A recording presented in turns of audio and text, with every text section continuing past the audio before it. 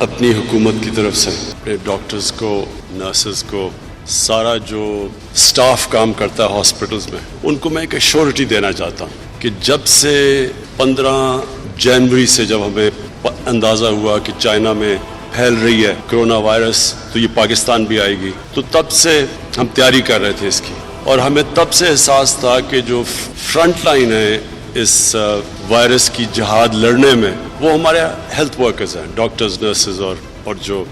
Staff کام کرتا ہے، کیونکہ بدقسمتی سے ہم نے اپنے ملک میں 70 سال سے اپنی ہیلتھ سیکٹر کی طرف کوئی خاص توجہ نہیں دی۔ گورنمنٹ ہاسپٹلس کی سٹینڈرڈ 60s بلکہ 70s تک اچھی تھی، کیونکہ ہمیں احساس تھا کہ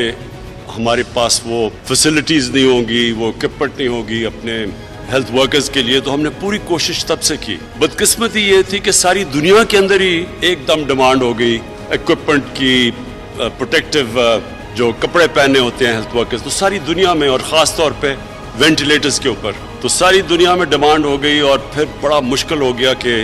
ہم اپنی جو کیپیسٹی ہے اس کو انکریز کریں۔ لیکن ہماری بڑی قسمتی ہے، چائنا نے ہمیں پورا پریفرنس دی اس چیز میں۔ ہم سب جانتے ہیں کہ اس وقت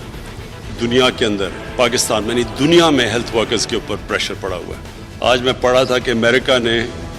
جو بھی ہیلتھ ورکر جو کہ کرونا کے اندر کام کر سکتا ہے، امریکہ نے ویزے کھول دیے ان کے لیے، جیسے جیسے یہ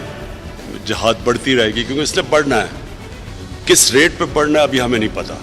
انشاءاللہ ایک ہفتے تک ہمیں وہ بھی آئیڈیا ہو جائے گا، کیونکہ ہمارا ڈیٹا آ رہا ہے ساری جگہ سے، اس کو پروسیس کر رہے ہیں۔